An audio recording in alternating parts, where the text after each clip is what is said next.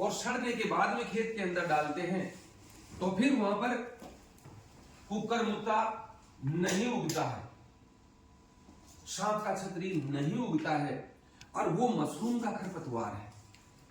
इस मशरूम के खरपतवार में से अच्छे गुणों को साइंटिस्ट लोगों ने पकड़ा, अपने को कह दिया साहब ये मशरूम आप उगाओ, इनमें खराब गुण नहीं अच्छे गुण है, ये आपकी बीमारियों को खत्म करेगा।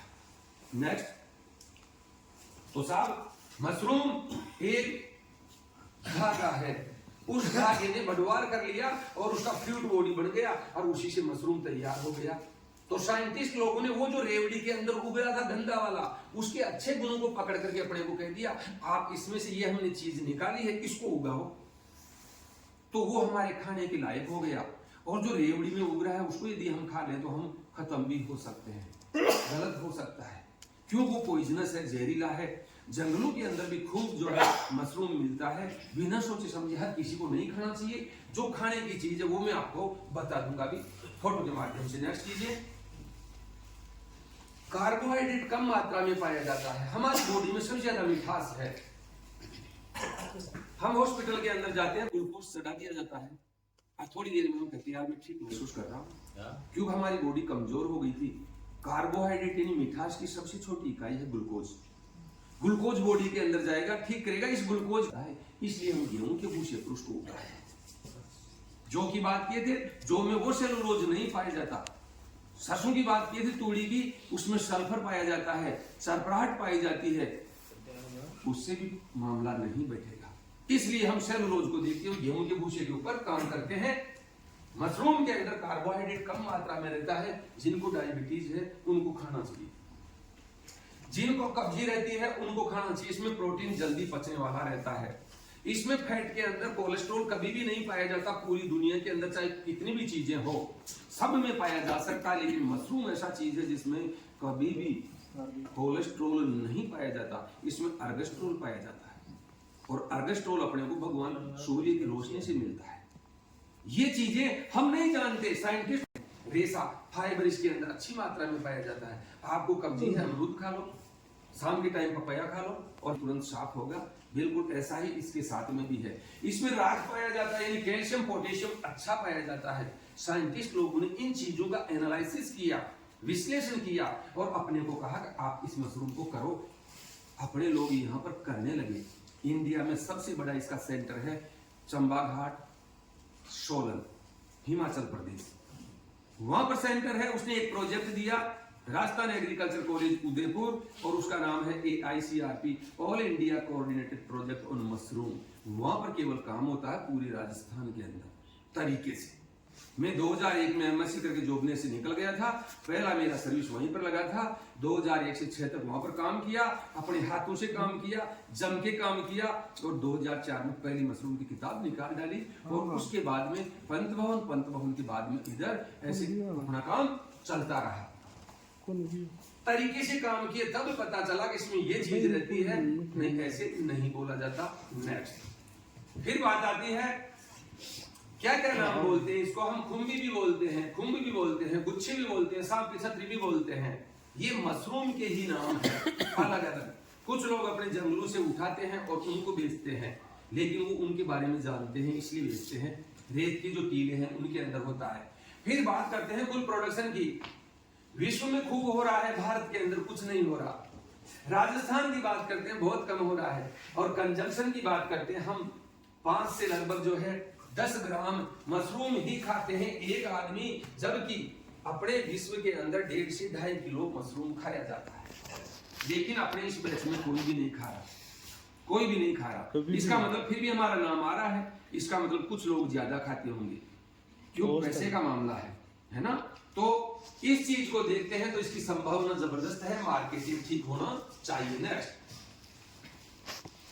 डायबिटीज मधुमेह के अंदर काम में आता है। कब्जी मशरूम है, दूध छाता है। यदि साल भर के लिए मशरूम करना चाहते हैं तो ढींगरी मशरूम पर जाना चाहिए, जिसका इंग्लिश में नाम है ऑयस्टर, जिसका वैज्ञानिक नाम है प्लूरोटस सिक्नोप्लेट्स। हर चीज का वैज्ञानिक नाम होता है, वो इसलिए कि इंडिया में पहचान लिया जाए और लंदन में जाकर के बात करें तो साइंटिफिक नेम जैसे ही बोलेंगे तुरंत वो समझ जाएंगे। मैं वहां जाकर के बोलता हूँ ढींगरी मशरूम, ऑयस्टर मशरूम, वो नहीं समझेंगे। मैं बोलता हूं प्लूटस सिक्लोप्लस, वो तुरंत समझेंगे ओयस्टर की बात कर रहे हैं। इसको प्रैक्टिस करके देख ही लेते हैं, आराम से इसको। दूसरा, यदि आप गर्मी के अंदर टेस्ट लेना चाहते हैं मशरूम का बटन जैसा, तो दूध छाता मशरूम पर जाना चाहिए, जिसका नाम है मिल्की मशरूम, कैलोसाइबा इंडिका वैज्ञानिक नाम है। बटन दूध छाता अपनी लेबोरेटरी के अंदर हमने खूब उगाया। इस टाइप का होल था, 300 400 बैग भरते थे, शानदार मशरूम आती थी, है कि नहीं। फिर अपने लोगों को बताया, अपने लोग उगाना शुरू किए। हमारे जो है एक चौधरी साहब है शिवजी राम जी, वो बहुत अच्छा काम कर रहे हैं। सीकर नानी से जो है मोटाराम जी शर्मा अच्छा काम कर रहे हैं। अपने जो है रागपुरा यहाँ से जो है एलन शर्मा, वो अच्छा काम कर रहे हैं। महेश शर्मा जी उनके हस्बैंड। आप मशरूम का बीज भी बनाओ, आप लोगों को मशरूम के बारे में जानकारी भी दो। अलग अलग चीजें से अपने को पैसा आना चाहिए। इस हिसाब से फिर मार्केट अपन खुले की बात करते हैं। ये मशरूम है जो खुले के अंदर मिलता है। अलग अलग जगह पर ये काम कप नुमा आकृति बनी रहती है डंठल, तो उसको कभी भी नहीं खाना चाहिए। एक छल्ला रहता है, कभी भी नहीं खाना चाहिए, बहुत जहरीला होता है। और ऐसी हजारों करोड़ों वैरायटी अपने राजस्थान के अंदर 250 वैरायटी हमने एक साल के अंदर केवल बरसात के टाइम में ढूंढ ली थी, 3 महीने के अंदर। और केवल 4 एरिया को हमने जो टच किया था, उदयपुर का जरगा जी, सीता माता अभ्यारण्य, अपना जो बांसी वाला बैल अपना उसी में आ गया वो, और कोटा का दर्रा, सवाई माधोपुर रणथंबोर अभ्यारण्य। बरसात के टाइम में जाते, गाड़ी लेकर के जाते, जब नया मशरूम मिलता स्पिरिट लैंप को जलाते, वहीं पर मशरूम को खोदते, ब्लेड से बीच में से काटते, और उसका थोड़ा सा टुकड़ा लेकर के पेट में या टेस्ट ट्यूब में रख देते और उसका कल्चर तैयार करते। बड़ा मजा आता है काम करने में, तरीके से करें तो इंटरेस्ट आता है। फिर देखते थे हमने जो काम किया वो सही हुआ कि नहीं हुआ। सही तरीके से सफाई से नहीं की तो उसमें कंटामिनेशन आ जाता है, और सफाई से किए तो कंटामिनेशन नहीं आता। उसको जो आप मल्टीप्लाई करो, उसका भी स्पान आगे की तरफ फॉरवर्ड करो। इस हिसाब से अब नए बच्चे लोग कह रहे हैं हम तो खेती नहीं करेंगे। आप पॉली हाउस की बात कर रहे हो, इतना लंबा चौड़ा मामला, उसमें गर्मी भी पड़ती है, हम नहीं जाएंगे, टेम्परेचर भी बढ़ता है, हम फोकस चलाते हैं तो भी बढ़ता है। तो अपन ने क्या किया, अपने जितने भी पुराने घर थे उनको छोड़कर सब लोगों की आदत पड़ गई, बाहर निकल गए, अपने पुराने मकान भी पड़े। उनके अंदर किया जा सकता है, ये इंडोर कल्टीवेशन आता है। कुछ लोग कहते हैं हमारा पुराना मकान नहीं है, हम तो नया ही बनाए, अभी पुराना नहीं है, या उसमें कोई कमरे नहीं आए हमारे हिस्से में, कोई हमारे दूसरे लोगों के हिस्से में आ गए, हमारे फैमिली में।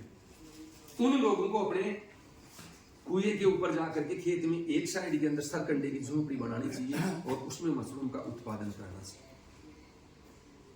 और उसमें रेक्स बांस का बना लेना चाहिए, उसका भी तरीका रहता है। और फिर गेहूं का जो भूसा है उसमें बीज मिला करके अपने गट्ठर वहां पर रखना चाहिए। 3 महीने के अंदर इसका साइकिल चलता है, हर 3 महीने के ऊपर दूसरे मशरूम के ऊपर चले जाना चाहिए। हम ऐसा कर सकते हैं। तो ये बच्चे लोग बोले हम जो है इंडोर कल्टीवेशन करना चाहते हैं, जमीन कम पड़ रही है, पानी कम पड़ रहा है, पानी खराब है, उसमें खार है, पॉली हाउस वालों ने कह दिया आपका इसी ज्यादा है, काम नहीं आएगा, पॉली हाउस नहीं लगा पाओगे। उस पानी का क्या किया जाए, मशरूम आराम से हो सकता है। क्यों? उसमें केवल बैग को गीला करना होता है।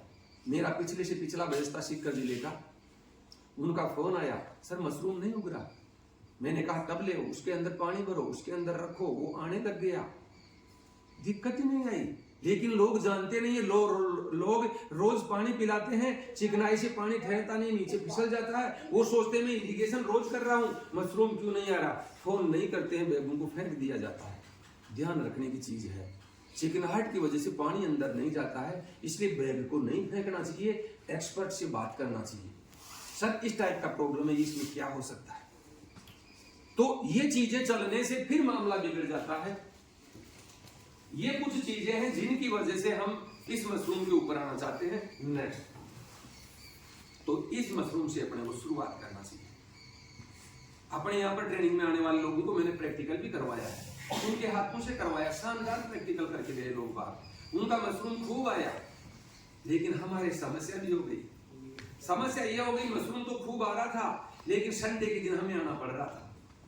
हमने सोचा ये तो गलत मामला कर लिया है, उनकी सेवा तो पूरी करनी है। वो सिक्लोप्लस, इसकी अलग अलग प्रजातियां रहती है। किसी को भी बीज चाहिए 125 रुपए किलो मिलेगा, जगतपुरा के अंदर है शंकर लाल जी, उनके आपको नंबर दे दिए जाएंगे।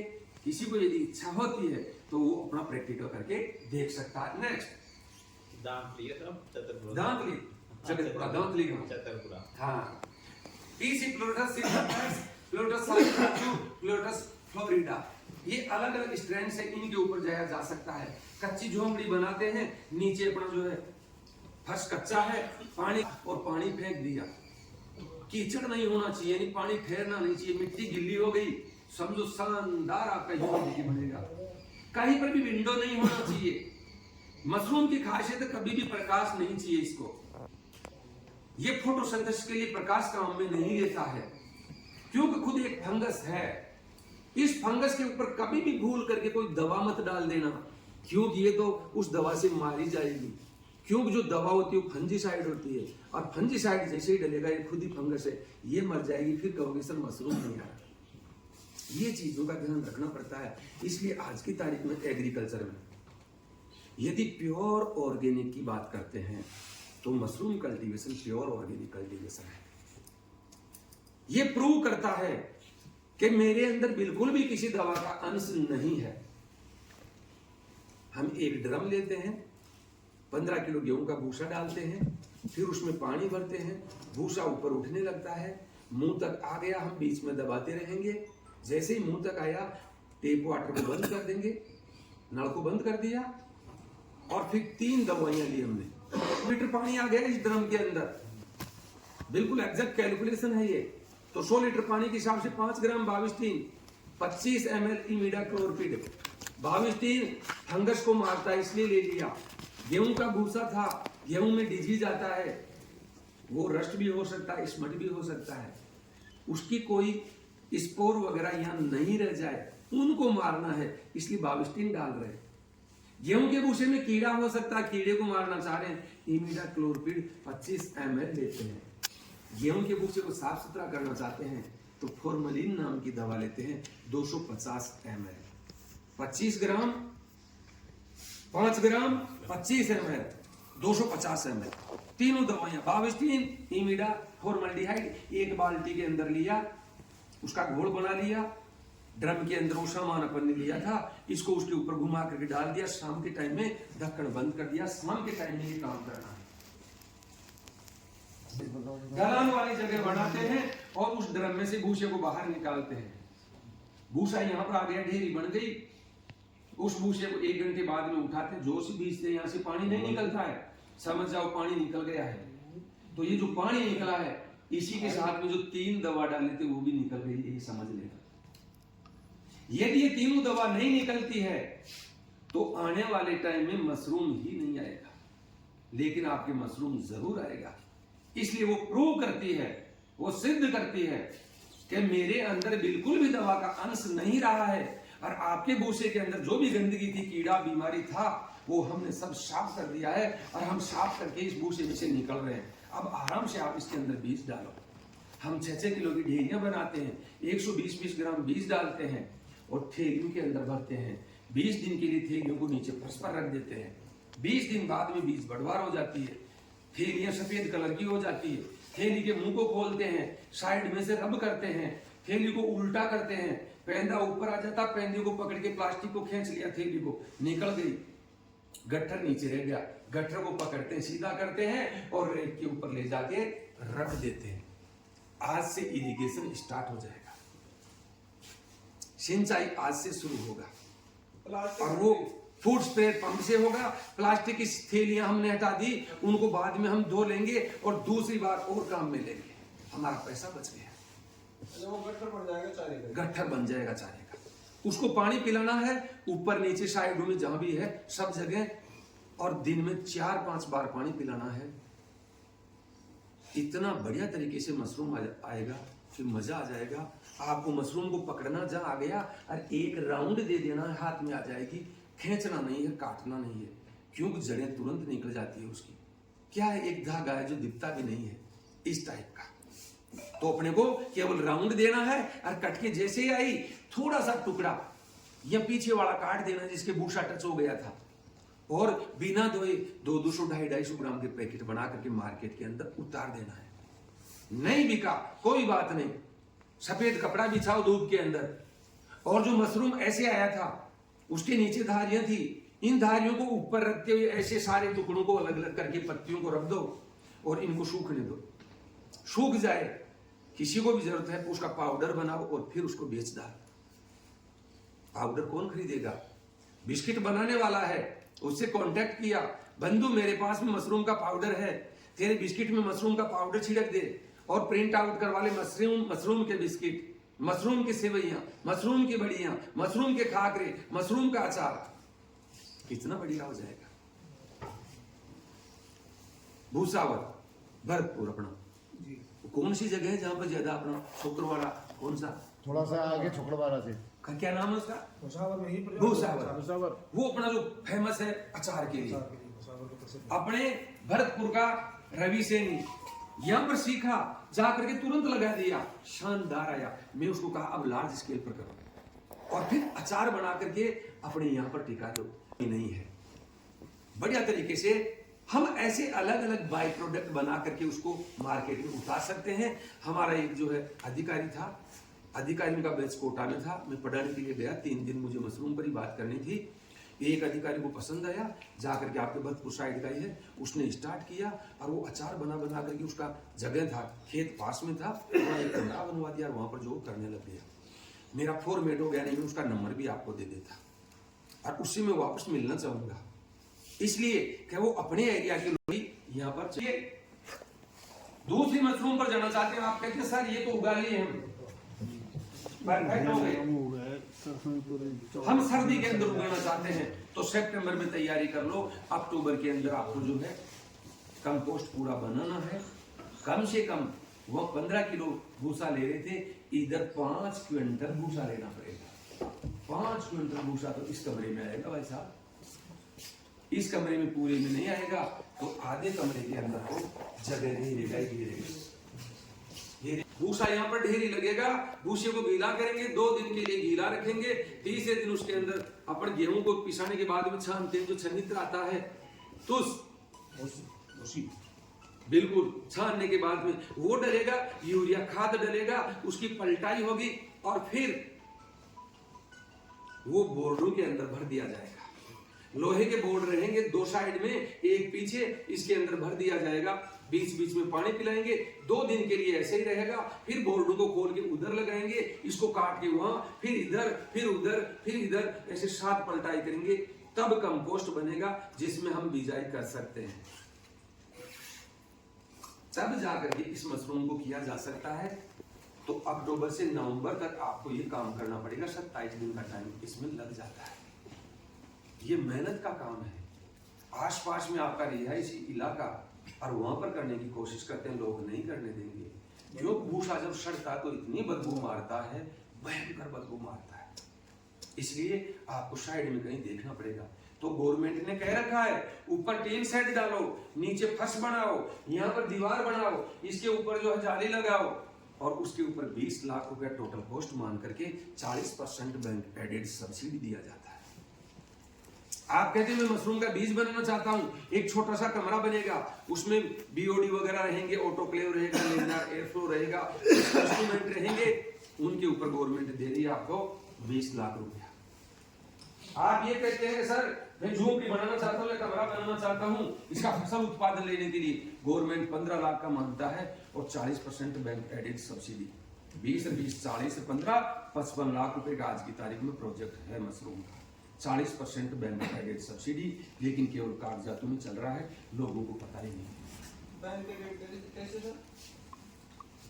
लोन लेना पड़ता है और कांटेक्ट करना पड़ेगा पंत भवन में, 3री मंजिल पर 3rd फ्लोर, रामचंद्र जी तरवाल, उससे कांटेक्ट करना पड़ेगा। उसको कहना पड़ेगा बंधु मैं भी प्रोजेक्ट बनाना चाहता हूं, जिस किसी ने सबमिट करवा रखा प्लीज उसकी फोटोकॉपी करके मुझे दे दो। वो फोटोकॉपी आप ले लीजिए और अपने हिसाब से उस प्रोजेक्ट को बनाइए और सबमिट कर दीजिए। अभी एपेक्स बैंक वाले 10-1 दिन पहले मेरे पास में आए थे, सर आपका मशरूम का किताब चाहिए और इसका इकोनॉमिक्स हमें चाहिए। इकोनॉमिक्स में उनको दिया और बहुत शानदार तरीके से उनका काम। कोई है वो कह सकता आगे चलो। इस मशरूम को केवल हम सर्दी के टाइम में कर सकते हैं, केवल सर्दी में होगा, ध्यान रखना, फिर नहीं होगा। फिर व्यवस्था करनी है एसी का। तो मैं एसी के पक्ष में नहीं हूँ। हम तो किसान लोग हैं, हमारे पास में इतना पैसा नहीं है, हम तो देसी तरीके से ही करना चाहते हैं। तो बस अपने को सर्दी के अंदर करना है, और सर्दी के बाद में फिर अपनी गर्मियाँ आती है, गर्मियों में हम दूध छाता करेंगे और वहीं पर कुछ बैग जो है ऑयस्टर के भी लगाएंगे, और फिर हम ऑयस्टर फिर बटन मशरूम पर ऐसे हम रोटेट करके अपना काम करेंगे। नेक्स्ट कीजिए का मशरूम। गर्मी के अंदर इस पिछली वाली बटन का टेस्ट लेना चाहते हैं तो इसके ऊपर आप जा सकते हैं, इस पर जा सकते हैं, मिल्की मशरूम। इसका उगाने का तरीका पहली वाली मशरूम और दूसरी वाली मशरूम दोनों का मिला जुला। कैसे?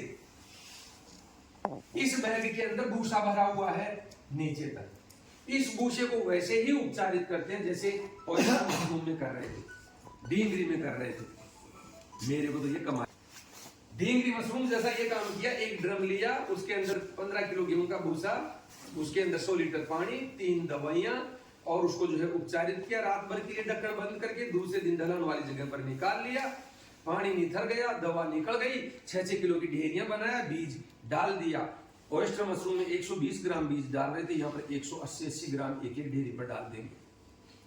थैलियों को भर दिए, थैलियों को रख दिए, 20 दिन के लिए बीज बटवार होगा। जब बीज बटवार हो जाए, उस मशरूम में थैली हटा रहे थे, यह थैली नहीं हटाएंगे। इसका गोबर सड़ा हुआ उसका लेयर बनाया जाएगा, इसको बोलते हैं केसिंग लेयर। ये केसिंग लेयर बटन मशरूम में जब तक आप नहीं करोगे तब तक मशरूम ही नहीं आएगा, और इसमें भी नहीं करोगे तो मशरूम ही नहीं आएगा।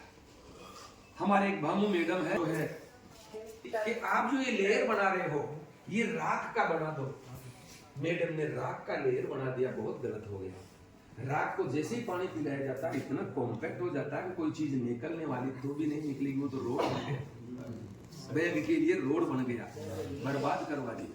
300-400 बैग के पूरा सड़, जब पूरा सड़ गया उसको जो है 6-6 किलो की ढेरियां बनाई तोड़ के, उसमें 100 ग्राम बीज डाला। इसमें कितना डाल रहे हैं? 100 ग्राम, 100 ग्राम बीज डाला, थैलियां भर दिया, थैलियों को भर के रख दिया, बीज बटवार हुआ। 20 दिन का टाइम लगता है बीज बटवार, कोई सा भी मशरूम हो, ये ध्यान रखना है।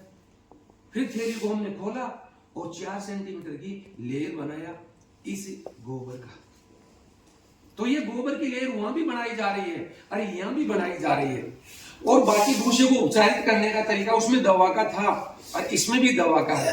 तो दोनों मशरूमों में से दो चीज, एक चीज उठाई गई, 2 चीजें एक जगह हो गई। इसलिए हम बोल सकते हैं कि दूध छाता मशरूम, ऑयस्टर मशरूम का और बटन मशरूम का मिला जुला स्वरूप है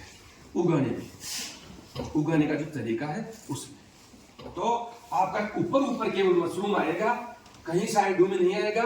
थैली इसके साथ में रहेगी। जब 3 महीने का टाइम पूरा हो जाएगा, थैली को आप निकाल लोगे, 2 के दोबारा काम में लोगे। जो गट्ठर है, जहां जहां तक एफआईएम लग गया है उस एरिया को हटा दो, बैग के उस पार्ट को साइड में कर दो और नीचे वाले को गाय भैंस को डाल दो। एक बार खा ले तो डिमांड करेगा कि वो बड़ा चाहिए, और फिर दूध में देखना आप बढ़ोतरी, उसको खिला सकते हैं। अब लोग कहते हैं हमारी तो नहीं खाती तो कोई बात नहीं। इसमें जो खाने की चीज थी उसको मशरूम ने खा लिया तो कुछ नहीं, अब तो क्या बचा, इसको खेत के अंदर डाल दो, ये खाद का काम करेगा। इस हिसाब से हमारे यहाँ पर सारी चीजें हो जाती है। हम उनको रोटेट करके 3 प्रकार की ये मशरूम लेबोरेटरी में अच्छे तरीके से उगाए जाए। हम ऑयस्टर मशरूम से शुरुआत कर सकते हैं और थोड़ा प्रैक्टिकल करके देख सकते हैं। कुछ नहीं, 1 ड्रम अपने को काम में लेना है, आपके 10-12 थैलियां भर जाएगी। अपने परिवार वालों को खिला करके देखो, यदि बैठता है दिमाग में, फिर आगे बढ़ जाओ। नेक्स्ट, जैसे ही जाते हैं, कोई बेड पड़ा हुआ था और देखते मशरूम उगा हुआ मिलता है, इसको बोलते हैं गैनोडर्मा, ऋषि मशरूम। ऋषि लोग जो है जंगल के अंदर इसको उठाते थे, इसको पीस करके पाउडर बना करके दूध के साथ में लेते थे। बड़ी जोरदार स्टेमिना देता है, इसलिए इसके लिए कहते हैं जो पी गया समझो जी गया। लेकिन हम लोग जानते नहीं है, हम इसको ठोकर मारते हैं, लात मारते हैं, इधर उधर परजीवी, और परजीवी।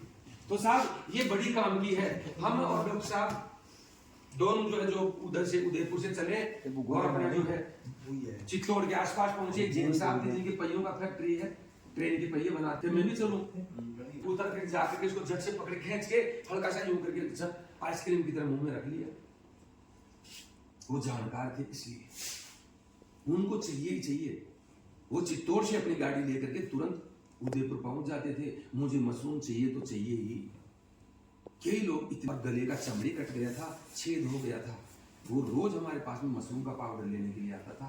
मैं पूछता तो कहता था, वैसे इशारों से बताता था कि मैं ठीक हूं और मेरा सेल डिवीजन नहीं हो रहा।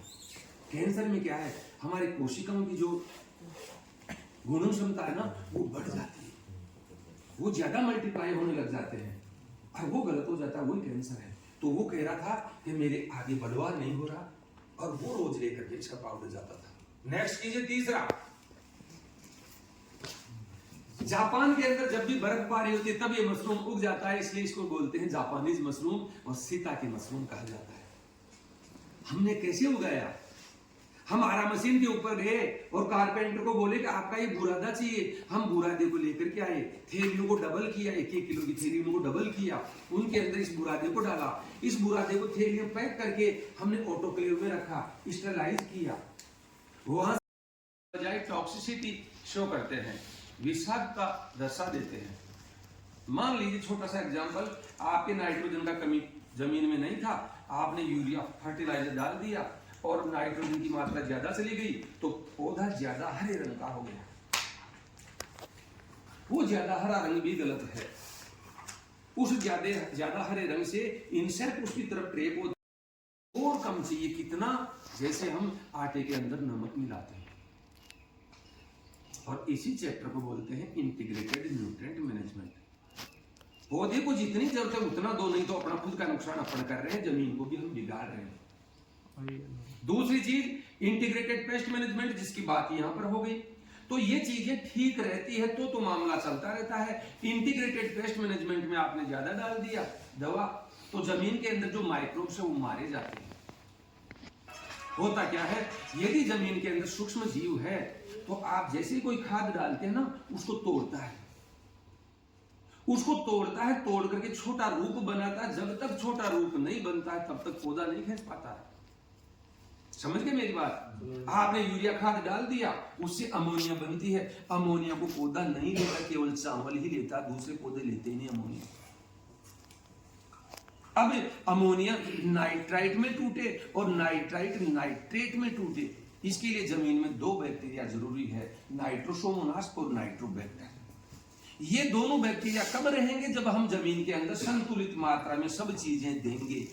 हम बिना सोचे समझे यदि दे रहे हैं, इसका मतलब हम गड़बड़ कर रहे हैं, हम अव्यवस्थित रूप से दे रहे हैं, तो वो चीजें मर रही है। तो कितना भी आप जमीन के अंदर दे लो, ना तो पौधा उठाएगा और ना वो उस अवस्था के अंदर चेंज होगा। आपको चपाती रखी जाएगी, शर्त रख दिया जाएगा, आप इसको बिना तोड़े खाओगे, आप खा पाओगे नहीं। वो इन चीजों के ऊपर रिसर्च करके फिर अपने को बताते, अपने को वैसा ही करना चाहिए। हंसी मजाक की बातें ये नहीं है। एग्रीकल्चर हल्का नहीं है, ये आपको ध्यान रखना पड़ेगा।